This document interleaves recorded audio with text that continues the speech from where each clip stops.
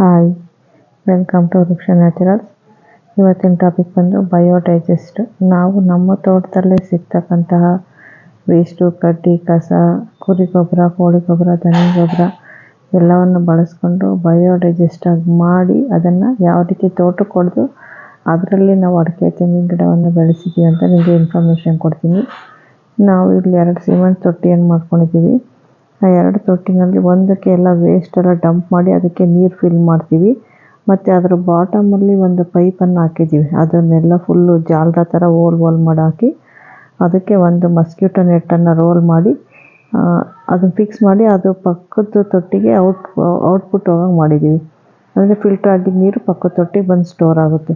ಆ ಥರ ಮಾಡಿದ್ದೀವಿ. ಇಲ್ಲಿ ಕಾಣ್ತಾ ಇದೆ ನೋಡಿ, ಇದು ಬಯೋಡೈಜೆಸ್ಟ್ ವಾಟರ್. ಅದು ಅಂದರೆ ಗೊಬ್ಬರದ ನೀರನ್ನು ನಾವು ಡೈರೆಕ್ಟಾಗಿ ಡ್ರಿಪ್ಪಿಗೆ ತೋಟಕ್ಕೆ ನೀರು ಆನ್ ಮಾಡ್ತೀವಲ್ಲ, ಆ ಡ್ರಿಪ್ ಪೈಪಿಗೆ ಕನೆಕ್ಟ್ ಮಾಡಿದ್ದೀವಿ. ಇಲ್ಲಿಂದ ಹೋಗಿ ಈ ಮೋಟ್ರ್ ಆನ್ ಮಾಡಿದ್ರೆ ಅದು ಡ್ರಿಪ್ಪಿಗೆ ಹೋಗುತ್ತೆ. ನೀವು ನೋಡ್ತಾ ಇರ್ಬೋದು ಇಲ್ಲಿ ಗುಂಡಿಯಿಂದ ಗ್ರೀನ್ ಪೈಪಲ್ಲಿ ಬಯೋಡೈಜೆಸ್ಟ್ ವಾಟರ್ ಬಂದು ಡೈರೆಕ್ಟಾಗಿ ಅಲ್ಲಿ ವಾಟ್ರ್ ಲೈನ್ಗೆ ಹೋಗುತ್ತೆ. ಆ ವಾಟ್ರ್ ಲೈನಿಂದ ಡ್ರಿಪ್ಪಿಗೆ ಕನ್ವರ್ಟ್ ಆಗುತ್ತೆ. ಈ ಪೈಪ್ ಬಂದು ಬೋರಿಂದ ತೊಟ್ಟಿಗೆ ನೀರು ಬಿಡ್ತೀವಿ. ಡೈಲಿ ಒಂದು ಹಾಫ್ ಆನ್ ಅವರ್ ಈ ತೊಟ್ಟಿ ಫುಲ್ ಮಾಡ್ತೀವಿ.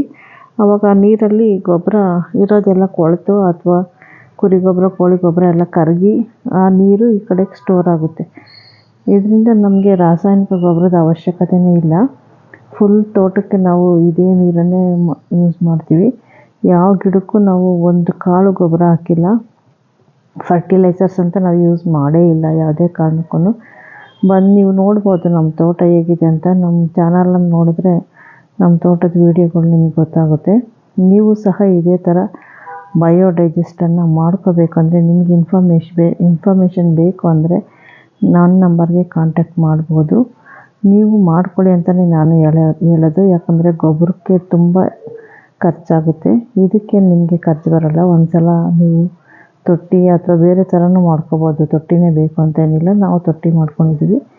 ಮಾಡ್ಕೊಳ್ಳೋದ್ರಿಂದ ನಿಮಗೂ ಯೂಸ್ ಆಗುತ್ತೆ. ನನ್ನ ಇನ್ಫಾರ್ಮೇಷನ್ನು ನಿಮ್ಗೆ ಇಷ್ಟ ಆಗಿದ್ದರೆ ನನ್ನ ಚಾನಲನ್ನು ಸಬ್ಸ್ಕ್ರೈಬ್ ಮಾಡಿ. Thank you.